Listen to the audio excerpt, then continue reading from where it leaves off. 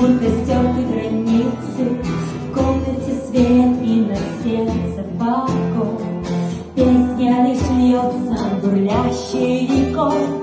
Песня, как воды, с потоком подвижным. Если бьет жизнь, не становится тише.